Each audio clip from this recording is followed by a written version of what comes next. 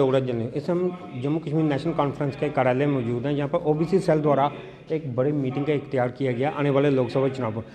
बशीर साहब, क्या है इस मीटिंग का रखने का मेन मकसद? ऐसा है कि जम्मू कश्मीर नेशनल कॉन्फ्रेंस के अंदर एक सेल है जिसको हम कहते हैं ओबीसी सेल। ये खुसूसी तौर पे उन लोगों को अपनी बात रखने के लिए बनाया गया है जो दबे कुचले हैं और सोसाइटी के अंदर जिनको हम अदर बैकवर्ड क्लासेस कहते हैं। तो आज मीटिंग है प्रोविंशियल वर्किंग कमेटी की, उसमें वो डिस्कस कर रहे हैं। सारे डिस्ट्रिक्टों से आए हैं साथी खास और वो डिस्कस कर रहे हैं। उसके बाद एक मीटिंग कंक्लूड करेंगे और कंक्लूड का मतलब ये है कि जो इश्यूज़ हैं उनको हम सुन रहे हैं और उसके बाद उसका हल तलाश करने की कोशिश करेंगे, यही मकसद है।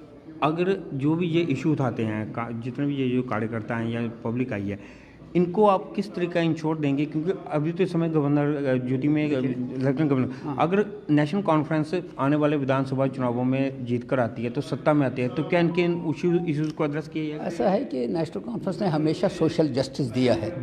नेशनल कॉन्फ्रेंस ने हमेशा इन चीज़ों को एड्रेस किया है। इनकी रिजर्वेशन 2% थी, उसको बढ़ा के 4% किया था और उसके बाद एक बोर्ड बनाया था, सोशल ओबीसी वेलफेयर बोर्ड।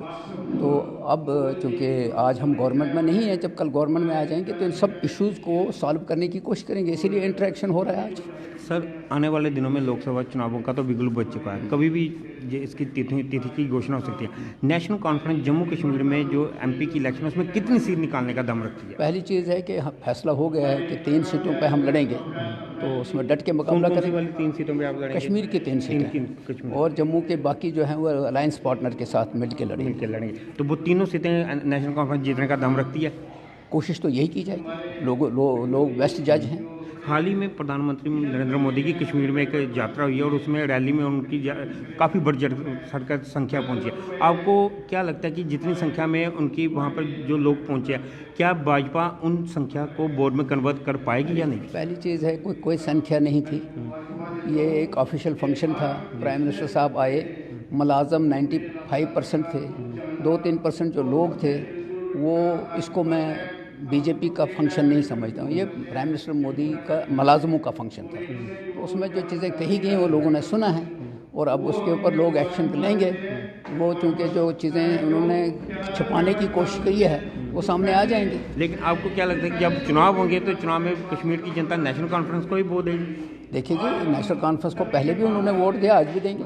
क्यों देगी इस दफ़ा? ऐसा क्या, कौन सा नेशनल कॉन्फ्रेंस उनके सामने कोई मुद्दे लेकर आ रही है? हाँ, इसलिए कि नेशनल कॉन्फ्रेंस ये समझती है कि जम्मू कश्मीर के साथ एक खिलवाड़ किया गया है, यहाँ के राइट्स को ले लिया गया है धौंस दबाव के तहत, ताकत के बलबूते पे उसके खिलाफ लड़ेंगे। और आने वाले चुनावों में अगर इन मुद्दों के अलावा और कौन सी ऐसी मेन चीज़ रहेगी जिससे नेशनल कॉन्फ्रेंस मेन फोकस करेगी? नेशनल कॉन्फ्रेंस डेवलपमेंट के इश्यूज़ के ऊपर फोकस करेगी और बाकी हर एक तबके को इंसाफ देने की कोशिश करेगी, यही हमारा। शुक्रिया। तो ये थे शेख बशीर साहब, जिन्होंने साफ तौर पे कहना कि आज की इस मीटिंग में भी इस तरह के मुद्दों पर हम डिस्कस करेंगे और आने वाले दिनों में जो लोकसभा चुनाव होते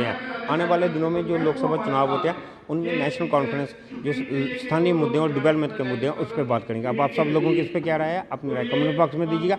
इतना करो आप देखते रहिए, देखते रहिए डोगरा जर्नलिस्ट में। नमस्कार।